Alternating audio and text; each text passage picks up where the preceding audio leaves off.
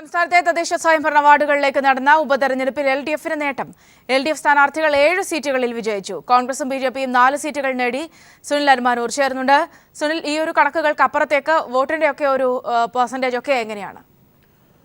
സൗമ്യ, 15 വാർഡുകളിലേക്കാണ് ഉപതെരഞ്ഞെടുപ്പ് നടന്നത്. ഈ ഉപതെരഞ്ഞെടുപ്പിന് എൽ.ഡി.എഫിന് നേട്ടമുണ്ടായിരിക്കുന്നു എന്നുള്ളതാണ് ഏറ്റവും എടുത്തു പറയേണ്ട കാര്യം. എൽ.ഡി.എഫിന് 7 സീറ്റുകളാണ് എൽ.ഡി.എഫിന് ഈ ഉപതെരഞ്ഞെടുപ്പിൽ സ്വന്തമാക്കാനായത് എന്നുള്ളതാണ്.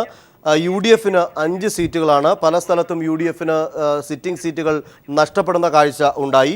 ബി.ജെ.പിക്ക് ആശ്വാസകരമായി 3 സീറ്റുകൾ ലഭിച്ചിട്ടുണ്ട്. അത് 1 സിറ്റിംഗ് സീറ്റാണ്. തിരുവനന്തപുരം ജില്ലയിലെ പാപ്പനംകോടാണ്. പാപ്പനംകോട് ബി.ജെ.പി സ്ഥാനാർത്ഥി ആശാനാഥ് 35 വോട്ടുകൾക്കാണ് വിജയിച്ചത്. ഇവിടെ യു.ഡി.എഫ് 3-ാം സ്ഥാനത്തേക്ക് പോയിരിക്കുന്നു. കഴിഞ്ഞ തവണ ഈ വാർഡ് തെരഞ്ഞെടുപ്പ് നടന്നപ്പോഴും കോർപ്പറേഷനിലെ ഈ വാർഡിൽ കോൺഗ്രസ് സ്ഥാനാർത്ഥി 3-ാം സ്ഥാനത്തായിരുന്നു. ഇപ്പോഴും അതുപോലെ 308 വോട്ടുകൾ നേടിക്കൊണ്ട് കോൺഗ്രസ് സ്ഥാനാർത്ഥി 3-ാം സ്ഥാനത്തേക്ക് പോയിരിക്കുന്നു എന്നുള്ളത് തന്നെയാണ് ഏറ്റവും ശ്രദ്ധേയമായിട്ടുള്ള കാര്യം. എൽ.ഡി.എഫിന് മുൻതൂക്കം ലഭിച്ച എൽ.ഡി.എഫ് സീറ്റുകൾ സ്വന്തമാക്കിയത് തൊളിക്കോടാണ്. തൊളിക്കോട് എൽ.ഡി.എഫ് വിജയിച്ചു. അതുപോലെ തന്നെ എൽ.ഡി.എഫ് വിജയിച്ചത് വർക്കല നഗരസഭയിലെ വെട്ടൂരിൽ വിജയിച്ചു. അക്കരവിളയാണ് വാർഡ്. അക്കരവിള വാർഡിൽ എൽ.ഡി.എഫ് സ്ഥാനാർത്ഥി വിജയിച്ചു. ഇടുക്കിയിൽ കൊക്കയാറിൽ എൽ.ഡി.എഫിന് ഭരണം കിട്ടുന്ന തരത്തിലേക്കാണ് കാര്യങ്ങൾ എത്തിച്ചത്. അവിടെ നേരത്തെ 6-7 എന്നുള്ള രീതിയിലായിരുന്നു കക്ഷിനില. അതനുസരിച്ച് യു.ഡി.എഫ് ആണ് ഈ കൊക്കയാർ പഞ്ചായത്ത് ഭരണം. 5-ാം വാർഡ് യു.ഡി.എഫിൻ്റെ കയ്യിൽ നിന്ന് പോയതോടുകൂടി തന്നെ എൽ.ഡി.എഫിന് പഞ്ചായത്ത് ഭരണം ലഭിക്കുന്ന ഒരു കാഴ്ചയാണ് ഇവിടെ വന്നിരിക്കുന്നത്. കോഴിക്കോട് ഓമശ്ശേരി 6-ാം വാർഡിൽ എൽ.ഡി.എഫ് സീറ്റ് നിലനിർത്തി. അവിടെ കെ ഭാസ്കർ 76 വോട്ടുകൾക്കാണ് വിജയിച്ചത്. തൃശ്ശൂർ പത്താഴക്കാട് യു.ഡി.എഫ് ആണ് സീറ്റ് എൽ.ഡി.എഫിൽ നിന്ന് പിടിച്ചെടുത്തത്. അവിടെ കെ ഹൈദ്രോസ് ആണ് 98 വോട്ടുകൾക്ക് വിജയം സ്വന്തമാക്കിയത്. ഇനി നമ്മൾ പറയുന്ന പാലക്കാട് ഒറ്റപ്പാലത്തിലേക്ക് വരുമ്പോൾ എൽ.ഡി.എഫിലെ രാമകൃഷ്ണൻ 29-ാം വാർഡിൽ വിജയിച്ചു. എറണാകുളത്ത് തൃപ്പൂണിത്തറ ബി.ജെ.പിയുടെ കയ്യിലിരുന്ന സീറ്റാണ്.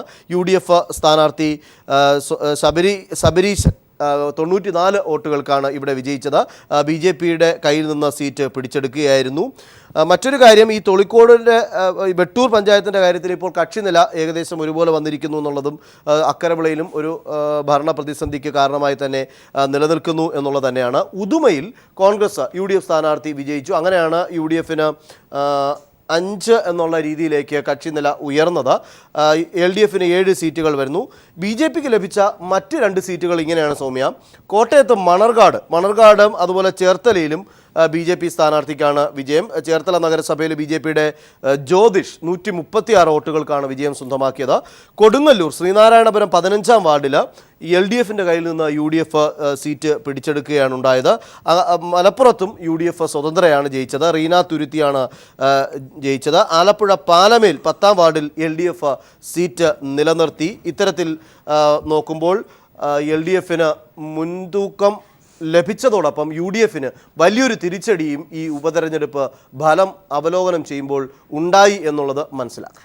അവിടെ സുനിൽ, ഈ യു.ഡി.എഫിന്റെ തിരിച്ചടിയെക്കുറിച്ച് പറയുമ്പോൾ പല ഘട്ടത്തിലും നമ്മൾ കഴിഞ്ഞ നിയമസഭാ തെരഞ്ഞെടുപ്പിലായാലും തദ്ദേശ തെരഞ്ഞെടുപ്പിലായാലും ഒക്കെ കണ്ടതുപോലെ തന്നെ ഈ ബി.ജെ.പി വിജയിച്ചിട്ടുള്ള ഈ 3 ഇടങ്ങളിലും കോൺഗ്രസ് അല്ലെങ്കിൽ യു.ഡി.എഫ് 3-ാം സ്ഥാനത്തേക്ക് പോകുന്ന ഒരവസ്ഥയാണ് കാണാൻ സാധിക്കുന്നത്. ഇത്തരത്തിലുള്ള ചില നീക്കുപോക്കുകളൊക്കെ ഒരുപക്ഷെ അത്തരം സംശയങ്ങളൊക്കെ ഉയർത്തുന്ന തരത്തിലേക്കല്ലേ ഈ ഒരു നില പരിശോധിച്ചാൽ? തീർച്ചയായും സൗമ്യ, അതിലാദ്യം നമുക്ക് തിരുവനന്തപുരത്തിൻ്റെ കാര്യം വരാം. തിരുവനന്തപുരത്ത് നിയമനിയോജക മണ്ഡലത്തിൽ ഉൾപ്പെടുന്നതാണ് പാപ്പനംകോട് വാർഡ്. പാപ്പനംകോട് വാർഡിൽ കഴിഞ്ഞ തെരഞ്ഞെടുപ്പിൽ, അതായത് പാപ്പനംകോട് വാർഡിൽ കഴിഞ്ഞ തെരഞ്ഞെടുപ്പ് നടന്നപ്പോൾ, തദ്ദേശ സ്വയംഭരണ തെരഞ്ഞെടുപ്പ് നടന്നപ്പോൾ 838 വോട്ടാണ് യു.ഡി.എഫിന്. അന്ന് 3-ാം സ്ഥാനത്തായിരുന്നു. ഇപ്പോൾ അത് 580 3-ാം സ്ഥാനത്തേക്ക് തന്നെ പോയിരിക്കുന്നു. ഇവിടെ നേമത്ത് ബി.ജെ.പിയുടെ രാജഗോപാൽ വിജയിക്കുന്നതുമായി ബന്ധപ്പെട്ട് കോൺഗ്രസിൻ്റെ വിവിധ സമിതികൾ നടത്തിയ പരിശോധനയിൽ തന്നെ കോൺഗ്രസ് വോട്ടുകൾ യു.ഡി.എഫിൻ്റെ വോട്ടുകൾ പൂർണ്ണമായും ചോർന്നിരിക്കുന്നു, ബി.ജെ.പിയിലേക്ക് പോയി എന്നുള്ള തരത്തിൽ കൃത്യമായ അവലോകനം വന്ന ഒരു സാഹചര്യത്തിൽ അതിനോട് ചേർത്ത് വയ്ക്കുന്ന തരത്തിൽ തന്നെയാണ് ഇവിടെ 3-ാം സ്ഥാനത്തേക്ക് യു.ഡി.എഫ് പോയി എന്നുള്ളത് നമുക്ക് പറയേണ്ടി വരിക. അതോടൊപ്പം തന്നെ മണർകാട് ബി.ജെ.പി സ്ഥാനാർത്ഥി ജയിച്ച മറ്റൊരു സ്ഥലമാണ്. അവിടെയും UDF സ്ഥാനാർത്ഥിക്ക് പിന്നോക്കം പോകേണ്ടി വന്നു എന്നുള്ളതാണ്. അതുപോലെ ചേർത്തല നഗരസഭയിലേക്ക് BJP ജയിച്ചു. അവിടെ 136 വോട്ടുകൾ സ്വന്തമാക്കി ജ്യോതിഷ് വിജയിക്കുമ്പോഴും അവിടെ LDF സ്ഥാനാർത്ഥി രണ്ടാം സ്ഥാനത്തേക്ക് വരുന്ന കാഴ്ചയാണ് കാണുന്നത്. ഇത്തരത്തിൽ BJPയുടെ വിജയത്തിന് പല 3 വാർഡുകളിൽ വിജയത്തിന് വഴിയൊരുക്കിയത് ഇത്തരത്തിൽ മൂന്നാം സ്ഥാനത്തേക്ക് പോയ UDFന്റെ വോട്ടുകളാണോ എന്നുള്ള തരത്തിൽ തീർച്ചയായും ഇനി വരും ദിവസങ്ങളിൽ അത്തരത്തിൽ ചർച്ചകൾ കോൺഗ്രസ് പാളയത്തിൽ ഉണ്ടാകും. അത് കോൺഗ്രസിന് തീർച്ചയായും, അതുകൊണ്ടാണ് ഞാൻ നേരത്തെ പറഞ്ഞത്, കോൺഗ്രസിന് ഇതിനകത്തൊരു തിരിച്ചടി തന്നെയാണ്. ഈ തെരഞ്ഞെടുപ്പിൽ പല വാർഡുകളിലെയും വോട്ട് നില പരിശോധിക്കുമ്പോൾ അത്തരത്തിലൊരു തിരിച്ചടി എന്നുള്ളത് കൃത്യമായി ബോധ്യപ്പെടുന്നതാണ്. അത് BJP ആ തിരിച്ചടിയെ പ്രയോജനപ്പെടുത്തി അങ്ങനെ അവർ 3 സീറ്റുകൾ സ്വന്തമാക്കി ഉപതെരഞ്ഞെടുപ്പിൽ എന്നുള്ളതാണ് ശ്രദ്ധേയമായിട്ടുള്ള കാര്യം. ഇവിടെ ഈ പാപ്പനംകോടിനെ കുറിച്ച് ഒരു കാര്യം കൂടെ പറയാനുള്ളത്, അവിടെ ഇഞ്ചോടിഞ്ച് പോരാട്ടമാണ് നടന്നത്. കാരണം 35 വോട്ടുകൾക്കാണ് BJP സ്ഥാനാർത്ഥി വിജയിക്കുന്ന അത് അത്തരത്തിൽ ചർച്ച ചെയ്യുമ്പോൾ കൃത്യമായ രീതിയിലുള്ള ഒരു പ്രവർത്തനം അവിടെ LDFന്റെ ഭാഗത്തു നിന്നുണ്ടായി എന്നുള്ള, പ്രത്യേകിച്ച് കോർപ്പറേഷൻ മേയർ അടക്കം അവിടെ നിന്ന് പ്രവർത്തിച്ചു. അതിൻ്റെ ഒരു ഫലമാണ് അത്തരത്തിൽ കൃത്യമായ ഒരു വോട്ടിംഗ് നില അവർക്ക് സ്വന്തമാക്കാനായി എന്നുള്ള തരത്തിലേക്ക് വരുന്നത്. കാരണം ഒരു 35 വോട്ടിലേക്ക് ആണ് അവിടെ പരാജയം വന്നത്. UDF സ്ഥാനാർത്ഥി 3-ാം സ്ഥാനത്തേക്ക് പോയി നമ്മൾ അവിടെ ചോദ്യം ചെയ്ത് അല്ലെങ്കിൽ അതിനെ വിശകലനം ചെയ്യുമ്പോൾ തീർച്ചയായും അത് BJP സ്ഥാനാർത്ഥിയുടെ വിജയത്തിലേക്ക് വഴിവെച്ചു എന്നുള്ള തരത്തിലേക്ക് കൃത്യമായ രീതിയിലുള്ള ഒരു കണ്ടെത്തൽ അതിനകത്തുണ്ടാകും എന്നുള്ളത് പഴയ തെരഞ്ഞെടുപ്പ് ചരിത്രം പരിശോധിക്കുമ്പോൾ നമുക്ക് അതുമായി ചേർത്ത് വയ്ക്കുമ്പോൾ പറയേണ്ടി വരും. സുനിലരുമാനൂരാണ് വിവരങ്ങൾ നൽകിയത്. തദ്ദേശ തെരഞ്ഞെടുപ്പ് ഉപതെരഞ്ഞെടുപ്പ് ഫലം വരുമ്പോൾ 7 സീറ്റുകളിൽ LDF സ്ഥാനാർത്ഥികൾ വിജയിച്ചപ്പോൾ കോൺഗ്രസിന് 4 സീറ്റും BJPക്ക് 3 സീറ്റുമാണ് നേടാനായത്. കൊളച്ചൽ തുറമുഖത്തിന് അനുമതി നൽകിയതിൽ കേരളത്തിനുള്ള ആശങ്ക അറിയിക്കാൻ മുഖ്യമന്ത്രി പിണറായി വിജയന്റെ നേതൃത്വത്തിലുള്ള പ്രതിനിധി സംഘം അല്പസമയത്തിനകം പ്രധാനമന്ത്രിയെ കാണും. തുറമുഖ മന്ത്രി കടന്നപ്പള്ളി രാമചന്ദ്രൻ, MP-മാരായ P. കരുണാകരൻ, CP നാരായണൻ, സുരേഷ് ഗോപി, ശശി തരൂർ എന്നിവരാണ് മുഖ്യമന്ത്രിക്കൊപ്പം പ്രധാനമന്ത്രിയെ കാണുന്നത്. വിവരങ്ങളുമായി മനു ശങ്കർ ചേരുന്നുണ്ട്. മനു, എപ്പോഴേക്കാണ് പ്രധാനമന്ത്രിയുമായുള്ള കൂടിക്കാഴ്ച? നേരത്തെ വ്യോമയാന മന്ത്രിയുമായി കൂടിക്കാഴ്ച നടത്തുകയായിരുന്നു, അത് പൂർത്തിയായിട്ടുണ്ടോ? വിവരങ്ങൾ.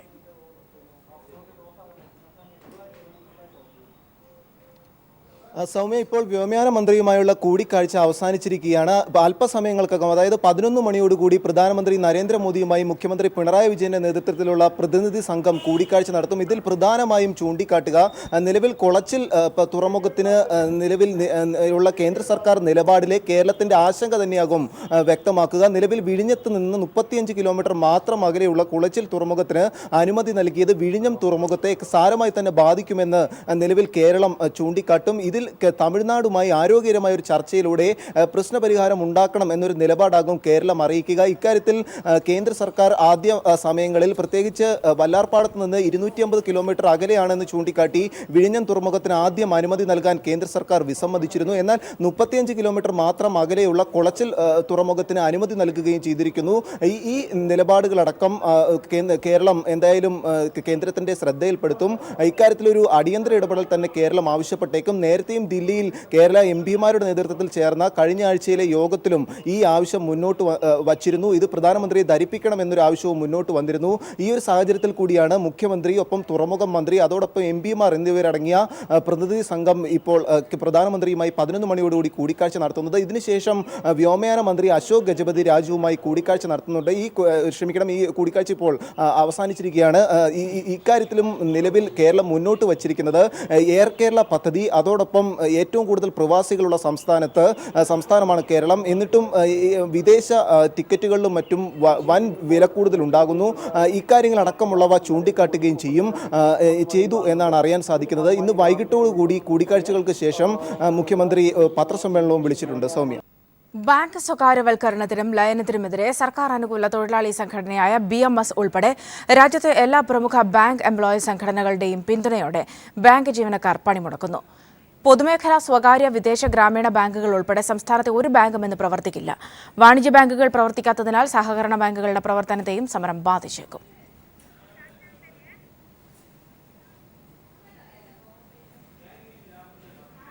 ആലപ്പുഴ തെച്ചിക്കടപ്പുറത്ത് കടലിൽ വീണ ആളില്ലാ വിമാനം പരിശോധനയ്ക്കായി നാവികസേന കൊച്ചിയിലേക്ക് മാറ്റി.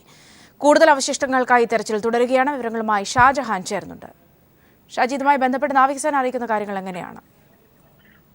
സൗമ്യ, കഴിഞ്ഞ ദിവസം വൈകിട്ടാണ് ആലപ്പുഴ ചേർത്തലയ്ക്ക് സമീപം ചെത്തി കടപ്പുറത്ത് നിന്നും മത്സ്യത്തൊഴിലാളികൾക്ക് വിമാനത്തിന്റെ അവശിഷ്ടങ്ങൾ ലഭിച്ചത്. ഇവർ ഉടൻ തന്നെ പോലീസിനെ വിവരം അറിയിച്ചു. ഇതിന്റെ അടിസ്ഥാനത്തിൽ ചേർത്തല ഡിവൈഎസ്പിയുടെ നേതൃത്വത്തിലുള്ള പോലീസ് സംഘം സംഭവ സ്ഥലത്തെത്തി പരിശോധിച്ചു.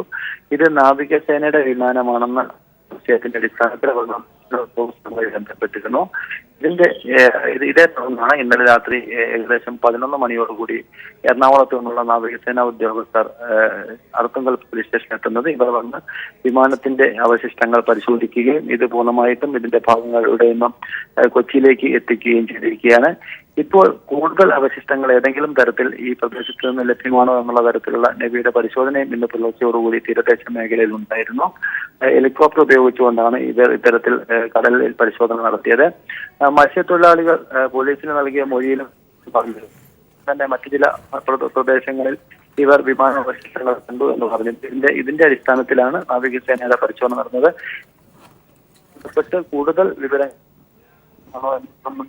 നടത്തുന്നതിനാണ് കൂടുതൽ നേവി ഉദ്യോഗസ്ഥർ ഇന്ന് ആലപ്പുഴയിലെ തീരത്തിൽ പരിശോധന നടത്തിയത്.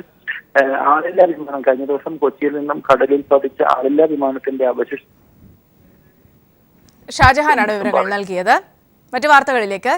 UDF സർക്കാരിന്റെ അവസാന കാലത്തെ വിവാദ മന്ത്രിസഭായോഗ തീരുമാനങ്ങളുടെ പരിശോധന മന്ത്രിസഭാ ഉപസമിതി പൂർത്തിയാക്കി. ഒപ്റ്റിക്കൽ ഫൈബർ കരാറുമായി ബന്ധപ്പെട്ട് ഉമ്മൻചാണ്ടി സർക്കാർ റിലയൻസിന് വഴിവിട്ട് സഹായിച്ചതായി ഉപസമിതി കണ്ടെത്തി. മന്ത്രിസഭ കാണാതെ പുറത്തിറക്കിയ ഉദ്യോഗസ്ഥതല ഉത്തരവുകൾ പരിശോധിക്കാനും ഉപസമിതി തീരുമാനിച്ചു. 2016 ജനുവരി 1 മുതൽ മാർച്ച് 31 വരെയായി ഉമ്മൻചാണ്ടി സർക്കാർ കൈക്കൊണ്ട വിവാദ മന്ത്രിസഭാ തീരുമാനങ്ങളാണ് AK ബാലൻ അധ്യക്ഷനായ മന്ത്രിസഭാ ഉപസമിതി പരിശോധിച്ചത്. ഉമ്മൻചാണ്ടി സർക്കാർ റിലയൻസിന് വഴിവിട്ട് സഹായിച്ചുവെന്ന് ഉപസമിതി കണ്ടെത്തി. ഒപ്റ്റിക്കൽ ഫൈബർ ഇടുന്നതിനുള്ള കരാർ പുതുക്കി നൽകി. BSNLന്റെ അപേക്ഷ തള്ളിയാണ് റിലയൻസിന് അനുമതി നൽകിയതെന്നും ഉപസമിതി വിലയിരുത്തി. പീപ്പിൾ TVയാണ് ഇത് സംബന്ധിച്ചുള്ള വാർത്ത പുറത്തുവിട്ടത്. ഇതോടെ വിവാദ മന്ത്രിസഭാ തീരുമാനങ്ങളുടെ പരിശോധന ഉപസമിതി പൂർത്തിയാക്കി. മന്ത്രിസഭ കാണാതെ പുറത്തിറക്കിയ ഉദ്യോഗസ്ഥതലത്തിലെ ഉത്തരവുകൾ പരിശോധിക്കാനും മന്ത്രിസഭ ഉപസമിതി തീരുമാനിച്ചു. ഇത്തരത്തിൽ പുറത്തിറക്കിയ ഉത്തരവുകളിലൂടെ വ്യാപക നിയമനം നടത്തിയെന്ന ആക്ഷേപമുയർന്ന പശ്ചാത്തലത്തിലാണ് തീരുമാനം. ജനുവരി 1 മുതൽ ഇറക്കിയ ഉത്തരവുകളാകും പരിശോധിക്കുക. ഇവയുടെ പരിശോധനയും പൂർത്തിയാക്കി അടുത്ത മാസം ആദ്യവാരം മന്ത്രിസഭാ ഉപസമിതി റിപ്പോർട്ട് മന്ത്രിസഭയിൽ വയ്ക്കും. News bureau, Thiruvananthapuram. 2 ദിവസം നീണ്ടുനിൽക്കുന്ന CPIM പോളിറ്റ് ബ്യൂറോ യോഗം നാളെ ദില്ലിയിൽ തുടങ്ങും. പാർട്ടി പ്ലീന തീരുമാനങ്ങൾ സമയബന്ധിതമായി നടപ്പിലാക്കുന്നതിനാവശ്യമായ രൂപരേഖ തയ്യാറാക്കുകയാണ് യോഗത്തിന്റെ അജണ്ട. കേരളം ഉൾപ്പെടെ അടുത്തിടെ നിയമസഭാ തെരഞ്ഞെടുപ്പ് നടന്ന 5 സംസ്ഥാനങ്ങളിൽ പ്ലീന തീരുമാനങ്ങൾ നടപ്പാക്കുന്നതിൽ കാലതാമസം വന്നിട്ടുണ്ട്. പാർട്ടിയുടെ സംഘടനാശേഷി വർദ്ധിപ്പിക്കുന്നതിനായി കൊൽക്കത്ത പ്ലീനം കൈക്കൊണ്ട തീരുമാനങ്ങൾ എത്രയും പെട്ടെന്ന് പ്രാവർത്തികമാക്കാനുള്ള കാര്യങ്ങൾ PB ചർച്ച ചെയ്യും. നിലവിലെ രാഷ്ട്രീയ സാഹചര്യങ്ങളും യോഗം വിലയിരുത്തും. സംസ്ഥാന ആഭ്യന്തര വകുപ്പിന്റെ പ്രഖ്യാപന നയത്തിന് ചുവടുപിടിച്ച് ഇടുക്കിയിൽ ജില്ലാ പോലീസ് സൂപ്രണ്ടിന്റെ അദാലത്ത്. പരാതിയുമായി വരുന്നവർക്ക് 3 ദിവസം കൊണ്ട് പരിഹാരം ലഭിക്കും എന്നതാണ് അദാലത്തിന്റെ പ്രത്യേകത. നീതിയുക്തമായി പോലീസ് ജനങ്ങൾക്കൊപ്പം ഉണ്ടാകണമെന്ന സംസ്ഥാന ആഭ്യന്തര വകുപ്പിന്റെ പ്രഖ്യാപിത നയത്തിന്റെ ചുവടുപിടിച്ചാണ് ഇടുക്കി ജില്ലാ പോലീസ് സൂപ്രണ്ട് AV ജോർജ് മണിയാറൻകുടിയിൽ അദാലത്ത് സംഘടിപ്പിച്ചത്. ഇത് 2ാം തവണയാണ് ജില്ലയിൽ SP അദാലത്ത് സംഘടിപ്പിക്കുന്നത്. അദാലത്തിൽ ലഭിക്കുന്ന പരാതികളിൽ വേഗത്തിൽ നീതിയുക്ത തീരുമാനം കൈക്കൊള്ളുന്നു എന്നതാണ് പ്രത്യേകത. ആദിവാസി മേഖലയിൽ നിന്നുള്ള പരാതികൾക്ക് പ്രത്യേക പരിഗണന നൽകി SP നേരിട്ട് പരിഹാരമുണ്ടാക്കും. സാധാരണക്കാരിൽ നിന്ന് നല്ലൊരു റെസ്പോൺസാണ് കാണുന്നത്. കാരണം ഈ ചെറിയൊരു ഹോളിൽ തന്നെ ഇന്നിപ്പോൾ 24 പരാതികൾ വന്നിട്ടുണ്ട്. അതിൽ വളരെ ദയ അറിയിക്കുന്നതായിട്ട് വീടില്ലാത്തവരും അസുഖമുള്ള ആൾക്കാരും വീടിൽ നിന്ന് അലഞ്ഞൊഴിഞ്ഞ് കിടക്കുന്ന ആദിവാസികളല്ലാത്ത മേഖലയിലുള്ള ആൾക്കാരുണ്ട്. അതും നമ്മൾ ഗവൺമെന്റിന്റെ ശ്രദ്ധയിൽ പെടുത്താൻ വേണ്ടിയുള്ള നടപടി എടുക്കും. അത് കളക്ടർ നമ്മൾ റിപ്പോർട്ട് കൊടുക്കുന്നുണ്ട്. അതുപോലെ തന്നെ ഇപ്പോൾ പറയുന്നത് സ്ത്രീ ഒന്ന് പറഞ്ഞു മന്നാൻ സമുദായത്തിൽപ്പെട്ടാണ്. അപ്പോൾ അവരുടെ കൃഷി ചെയ്യുന്ന സ്ഥലത്ത് ഫോറസ്റ്റുകാർ അതിപ്പോൾ അവർ കൃഷി ചെയ്യാൻ അനുവദിക്കില്ല എന്ന് പറഞ്ഞ പരാതിയൊക്കെ വന്നിട്ടുണ്ട്. അത് ഗവൺമെന്റ് ലെവലിൽ ടേക്ക് ചെയ്തിട്ട് അവരുടെ പണ്ടുണ്ടായിരുന്ന രീതിയിലുള്ള കൃഷി ചെയ്യാൻ സാധിക്കുമോ, അതിനുള്ള തടസ്സങ്ങൾ എന്താണ്, അങ്ങനെ തടസ്സങ്ങൾ ഫോറസ്റ്റിന്റെ ഭാഗത്ത് മാറ്റാൻ ചെയ്യാൻ പറ്റുമോ എന്നതിനെ സംബന്ധിച്ചുള്ള കാര്യങ്ങൾ ഞങ്ങൾ ആലോചിച്ചിട്ട് നടപടിയെടുക്കുന്നതാണ്. ഡിവൈഎസ്പിമാരടക്കം ഉദ്യോഗസ്ഥരും അദാലത്തിലുണ്ടായിരുന്നു. ലഭിച്ച പരാതികൾക്ക് 3 ദിവസത്തിനുള്ളിൽ തീരുമാനമുണ്ടാകുമെന്നും SP അറിയിച്ചു. News bureau, Idukki. ഐക്യരാഷ്ട്രസഭയുടെ സുരക്ഷാ സമിതിയിൽ അംഗത്വം നേടാനുള്ള ഇന്ത്യൻ ശ്രമത്തിന് തിരിച്ചടി. സുരക്ഷാ സമിതിയുടെ വിപുലീകരണം പൊതുസഭ ഇക്കൊല്ലം ചർച്ച ചെയ്യില്ല. സ്ഥിരാംഗങ്ങളുടെ നിലപാടാണ് ഇന്ത്യ ഉൾപ്പെടുന്ന G4 രാജ്യങ്ങൾക്ക് തിരിച്ചടിയായത്. ഐക്യരാഷ്ട്രസഭയുടെ സുരക്ഷാ സമിതിയിൽ സ്ഥിരാംഗത്വം നേടാനുള്ള ഇന്ത്യയുടെ ശ്രമത്തിനാണ് വീണ്ടും തിരിച്ചടിയേറ്റത്. ഇന്ത്യയുടെ സ്ഥിരാംഗത്വ കാര്യത്തിൽ തീരുമാനമെടുക്കുന്നത് പൊതുസഭ നീട്ടി. അടുത്ത സമ്മേളനത്തിൽ പരിഗണിക്കാമെന്നാണ് ജനറൽ കൗൺസിലിന്റെ തീരുമാനം. ഇതോടെ ഇക്കൊല്ലവും രക്ഷാസമിതിയിൽ ഇന്ത്യയുടെ അംഗത്വം സ്വപ്നം മാത്രമായി. സുരക്ഷാ സമിതിയിൽ പരിഷ്കരണം വേണമെന്ന ഇന്ത്യയുടെ വാദത്തിൽ UN പൊതുസഭ തീരുമാനമെടുത്തില്ല. ഇത്തരം ചർച്ച ഇനി അടുത്ത വർഷം നടത്തിയാൽ മതിയെന്നാണ് പൊതുസഭയുടെ തീരുമാനം. സെപ്റ്റംബർ വരെ പൊതുസഭ നീളുമെങ്കിലും ഇക്കൊല്ലമിന് ഈ വിഷയത്തിൽ ചർച്ചയില്ല. സ്ഥിരാംഗത്വമുള്ള രാജ്യങ്ങളുടെ നിലപാടാണ് വിഷയത്തിൽ തിരിച്ചടിയായത്. ഐക്യരാഷ്ട്രസഭയുടെ 70-ാം വർഷത്തിലും സുരക്ഷാ സമിതി വികസിപ്പിക്കാത്തതിൽ ഇന്ത്യ അതൃപ്തി രേഖപ്പെടുത്തി. ഐക്യരാഷ്ട്രസഭയുടെ പൊതുസഭ എടുത്ത തീരുമാനം നിർഭാഗ്യകരമെന്ന് ഇന്ത്യ ഉൾപ്പെടുന്ന G4 രാജ്യങ്ങൾ പ്രതികരിച്ചു. ബ്രസീൽ, ജർമ്മനി, ജപ്പാൻ എന്നീ രാജ്യങ്ങളാണ് ഇന്ത്യക്കൊപ്പം G4-ൽ ഉൾപ്പെടുന്നത്. 15-അംഗ സുരക്ഷാ സമിതിയിലേക്ക് ഇവരുടെ സ്ഥിരാംഗത്വമാണ് ജനറൽ കൗൺസിൽ പരിഗണിക്കേണ്ടിയിരുന്നത്. International desk. സംസ്ഥാനത്ത് അരിവില നിയന്ത്രിക്കാനും ലഭ്യത ഉറപ്പാക്കാനും ആന്ധ്രയിലെ മൊത്ത വിതരണക്കാരുമായി ധാരണയിലെത്തിയതായി ഭക്ഷ്യമന്ത്രി P. തിലോത്തമൻ. സപ്ലൈകോയുടെ ടെൻഡറിൽ പങ്കെടുക്കാമെന്ന് റൈസ് മിൽ അസോസിയേഷൻ ഉറപ്പു നൽകിയതായും മന്ത്രി പറഞ്ഞു. 140 മണ്ഡലത്തിലും ഇത്തവണ ഓണച്ചന്തകൾ ആരംഭിക്കുമെന്നും മന്ത്രി തിരുവനന്തപുരത്ത് വ്യക്തമാക്കി. സംസ്ഥാനത്ത് അരിവില ക്രമാതീതമായി വർദ്ധിച്ചതും ലഭ്യത കുറഞ്ഞ സാഹചര്യത്തിലുമാണ് ഭക്ഷ്യ സിവിൽ സപ്ലൈസ് മന്ത്രി P. തിലോത്തമൻ ആന്ധ്രാപ്രദേശിലെത്തി സിവിൽ സപ്ലൈസ് ഉദ്യോഗസ്ഥരുമായും റൈസ് മില്ലേഴ്സ് അസോസിയേഷനുകളുമായും കൂടിക്കാഴ്ച നടത്തിയത്. സപ്ലൈകോയുടെ ടെൻഡറിൽ പങ്കെടുക്കാമെന്ന് ആന്ധ്രയിലെ അരിമില്ലുടമകൾ ഉറപ്പു നൽകിയതായി മന്ത്രി P. തിലോത്തമൻ പറഞ്ഞു. കൺസ്യൂമർ ഫെഡ് കഴിഞ്ഞ സർക്കാരിന്റെ കാലത്ത് അരി വാങ്ങിയതിൽ 31 കോടി രൂപ ഇനിയും ആന്ധ്രയിലെ മില്ലുടമകൾക്ക് നൽകാനുണ്ടെന്നും മന്ത്രി വ്യക്തമാക്കി. ഈ ടെൻഡറിൽ പങ്കെടുക്കണം, അവരും പങ്കെടുക്കാം, അവരിവിടെ വരാം എന്നൊക്കെ ഉറപ്പ് തന്നിട്ടാണ് ഞങ്ങൾ വിവിധ നിലവാരത്തിലുള്ള മീറ്റിങ്ങുകളെല്ലാം അവസാനിച്ചത്. ഇത്തവണ 140 മണ്ഡലങ്ങളിലും ഓണച്ചന്തകൾ നടത്തും. മാവേലി സ്റ്റോറുകൾ ഇല്ലാത്ത 38 പഞ്ചായത്തുകളിലും ഓണച്ചന്തകൾ നടത്തും. സപ്ലൈകോയിലെ സബ്സിഡി ഉൽപ്പന്നങ്ങൾക്ക് 5 വർഷവും സർക്കാർ വില വർദ്ധിപ്പിക്കില്ലെന്നും മന്ത്രി വ്യക്തമാക്കി. സബ്സിഡിയില്ലാത്ത സാധനങ്ങൾ വാങ്ങിയാലേ സബ്സിഡി ഉൽപ്പന്നങ്ങൾ നൽകാവൂ എന്ന നിർദ്ദേശം നൽകിയിട്ടില്ലെന്നും മന്ത്രി പറയുന്നു. 6 മാസത്തിനകം പുതിയ റേഷൻ കാർഡുകളുടെ വിതരണം ആരംഭിക്കും. ഈ റേഷൻ കാർഡ് അടുത്ത ഘട്ടത്തിൽ മാത്രമേ സർക്കാർ നടപ്പാക്കൂ എന്നും അദ്ദേഹം വ്യക്തമാക്കി. News bureau, Thiruvananthapuram. ചിന്ത രവീന്ദ്രൻ ഫൗണ്ടേഷന്റെ നേതൃത്വത്തിൽ നടക്കുന്ന 5ാമത് ചിന്ത രവീന്ദ്രൻ സ്മാരക പ്രഭാഷണം പ്രൊഫസർ ഗോപാൽ ഗുരു നിർവഹിക്കും. ജനകീയ ദളിത് ഐക്യത്തിന് പിന്നിലെ യാഥാർത്ഥ്യവും അതിവാചാലതയും എന്ന വിഷയത്തിലാണ് പ്രഭാഷണം. ജൂലൈ 31-ന് സാഹിത്യ അക്കാദമി ഹാളിൽ നടക്കുന്ന അനുസ്മരണ സമ്മേളനത്തിൽ രവീന്ദ്രന്റെ സഹപ്രവർത്തകരും സുഹൃത്തുക്കളും ഉൾപ്പെടെയുള്ള സാംസ്കാരിക പ്രവർത്തകർ പങ്കെടുക്കും. സാമൂഹ്യ ചിന്തകൻ, യാത്രികൻ, ചലച്ചിത്രകാരൻ തുടങ്ങി വിവിധ മേഖലകളിൽ നിറഞ്ഞുനിന്ന ചിന്താ രവീന്ദ്രന്റെ 5ാമത് അനുസ്മരണ സമ്മേളനത്തിനാണ് തൃശൂരിൽ വേദിയൊരുങ്ങുന്നത്. രവീന്ദ്രന്റെ നിര്യാണത്തിന് ശേഷം സുഹൃത്തുക്കളും സഹപ്രവർത്തകരും ചേർന്ന് രൂപം നൽകിയ ചിന്താ രവീന്ദ്രൻ ഫൗണ്ടേഷന്റെ ആഭിമുഖ്യത്തിലാണ് പരിപാടി. ജനകീയ ദളിത് ഐക്യത്തിന് പിന്നിലെ യാഥാർത്ഥ്യവും അതിവാചാലതയും എന്ന വിഷയത്തിൽ പ്രൊഫസർ ഗോപാൽ ഗുരുവിന്റെ പ്രഭാഷണത്തോടെയാണ് അനുസ്മരണ ചടങ്ങിന് തുടക്കമാവുക. അപ്പോൾ അതിൽ പ്രത്യേകം ശ്രദ്ധിക്കുന്ന നമ്മൾ സമകാലിക പ്രശ്നങ്ങൾ, സോഷ്യൽ ഇഷ്യൂസ്, അതിൽ ചിന്താരവിയുടെ ജീവിതശൈലി അനുസരിച്ച് അല്ലെങ്കിൽ സാമൂഹ്യ പ്രതിബദ്ധത അനുസരിച്ചുള്ള സബ്ജക്റ്റുകളാണ് നമ്മൾ തിരഞ്ഞെടുക്കുന്നത്. NS Madhavan, doctor Sanal P. Mohan, PN Gopikrishnan തുടങ്ങിയവർ അനുബന്ധ പ്രഭാഷണങ്ങൾ നടത്തും. രവീന്ദ്രന്റെ വാക്കും വഴികളും, രവീന്ദ്രന്റെ അദൃശ്യയാത്രകൾ എന്നീ വിഷയങ്ങളിൽ ചർച്ചകളും സംഘടിപ്പിക്കുന്നുണ്ട്. ഇനിയും മരിച്ചിട്ടില്ലാത്ത നന്മകൾ എന്ന സിനിമയുടെ തിരക്കഥ പ്രകാശ് ബാരെ അവതരിപ്പിക്കും. രവീന്ദ്രൻ സംവിധാനം നിർവഹിച്ച അർണോസ് പാതിരി എന്ന ചിത്രത്തിന്റെ പ്രദർശനവും അനുസ്മരണ ചടങ്ങിൽ നടക്കും. ജൂലൈ 31-ന് സാഹിത്യ അക്കാദമിയിലാണ് പരിപാടി. News bureau, Thrissur.